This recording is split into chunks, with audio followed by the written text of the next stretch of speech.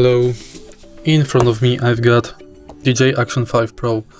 In this video I'll show you how to manage Bluetooth remote controller settings. In the beginning, let's go to Menu and go to Settings. Scroll down,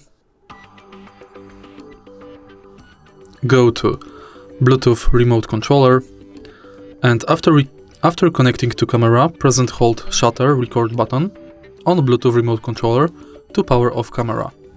Press and hold button again within 8 hours to wake up the camera, or press to enable snapshot when camera is powered off. Switch this button to enable or disable wake up camera function for Bluetooth remote controller.